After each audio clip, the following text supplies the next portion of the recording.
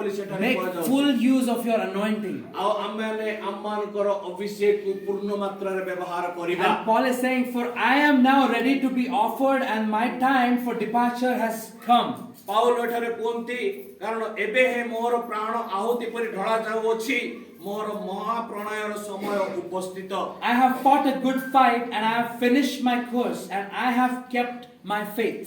ମୁଁ ଉତ୍ତମ ଯୁଦ୍ଧରେ ପ୍ରାଣପଣ ଚେଷ୍ଟା କରିଅଛି ନିରୂପିତ ପଥର ଶେଷ ପର୍ଯ୍ୟନ୍ତ ଦୌଡ଼ି ଅଛି ମୁଁ ବିଶ୍ୱାସ ରକ୍ଷା କରିଅଛି Henceforth there is laid up for me a crown of righteousness which the Lord the righteous judge shall give me on that day, and not only me but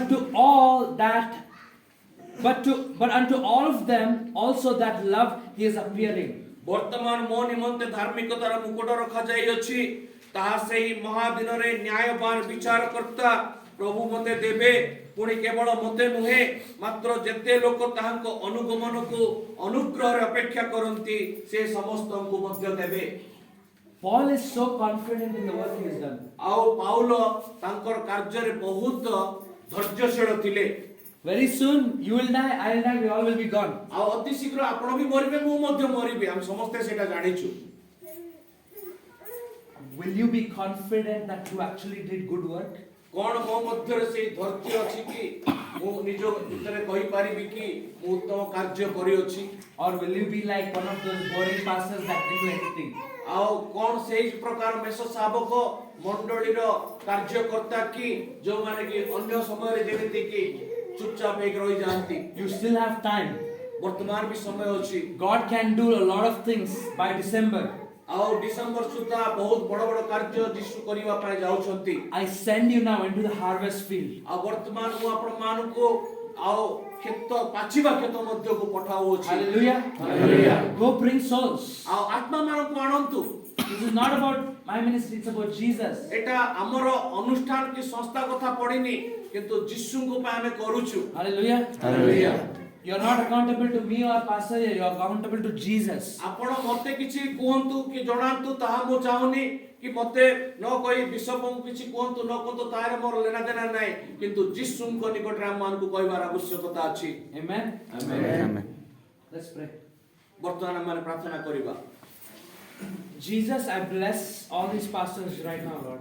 ପ୍ରଭୁ ଏହି ସମୟରେ ମୁଁ ଏହି ମେଷ ଶାବକମାନଙ୍କ ନିମନ୍ତେ ପ୍ରାର୍ଥନା କରୁଅଛି ବାପା Holy Spirit, I just release your anointing on all of them right now in the mighty name of Jesus. ଏହି ସମୟରେ ଯୀଶୁଙ୍କ ନାମରେ ମୁଁ ପବିତ୍ର ଆତ୍ମାଙ୍କର ସେ ଅଗ୍ନିକୁ ଏଠାରେ ଖୋଲୁଅଛି Lord, I just release fresh glory on all these pastors now, Lord.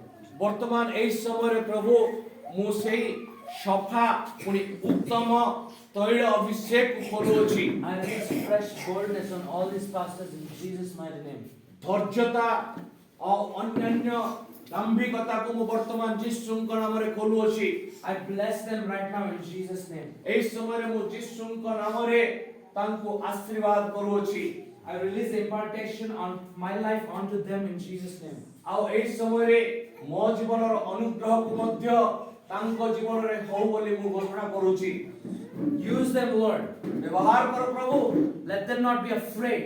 କୌଣସି ବିଷୟରେ ସେମାନେ ନ ଡରିବେ Let them be filled with your presence all the days of their lives. ଆଉ ସେମାନେ ଯେପରିକି ପ୍ରତ୍ୟେକ ସମୟରେ ତୁମର ସେଇ ଆଶୀର୍ବାଦରେ ଅଭିଷେକରେ ପରିପୂର୍ଣ୍ଣ ହୋଇ ରହିବେ I pray, Lord, that these pastors will bring thousands of people to Jesus. ଏହି ମେଷ ପାଳକ ମଣ୍ଡଳୀର କର୍ମକର୍ତ୍ତା ପ୍ରଭୁ ଯେପରି ହଜାର ହଜାର ଆତ୍ମାକୁ ଆଣିପାରିବେ ମୁଁ ପ୍ରାର୍ଥନା କରୁଛି I bless their ministries in Jesus' name. ତାଙ୍କର ସେବା କାର୍ଯ୍ୟକୁ ମଣ୍ଡଳୀକୁ ପ୍ରଭୁ ମୁଁ ଯୀଶୁଙ୍କ ନାମରେ ଆଶୀର୍ବାଦ କରୁଅଛି I bless their families in Jesus' name. ତାଙ୍କ ପରିବାରକୁ ମଧ୍ୟ ମୁଁ ଯୀଶୁଙ୍କ ନାମରେ ଆଶୀର୍ବାଦ କରୁଅଛି I release your glory on them in Jesus' name. ମୁଁ ଯୀଶୁଙ୍କ ନାମରେ ତମର ମହିମାକୁ ଏଠାରେ ଖୋଲୁଅଛି Bless them, Lord.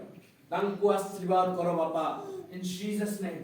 ଯୀଶୁଙ୍କ ନାମରେ In Jesus' name. ଯୀଶୁଙ୍କ ନାମରେ I pray for everyone who is in India saved. ଆଉ ଯେଉଁମାନେ ଇଣ୍ଡିଆ ସେଭର ସହଭାଗିତାର ଅଛନ୍ତି ସେ ସମସ୍ତଙ୍କ ପାଇଁ ମୁଁ ପ୍ରାର୍ଥନା କରୁଛି I release the grace and the anointing on this ministry on all of them now in Jesus' name. ଆଉ ଏହି ସମୟରେ ମୁଁ ଯୀଶୁଙ୍କର ସେ ଅନୁଗ୍ରହକୁ ସମସ୍ତଙ୍କ ପ୍ରତି ବର୍ତ୍ତୁ ବୋଲି ଘୋଷଣା କରୁଅଛି Amen.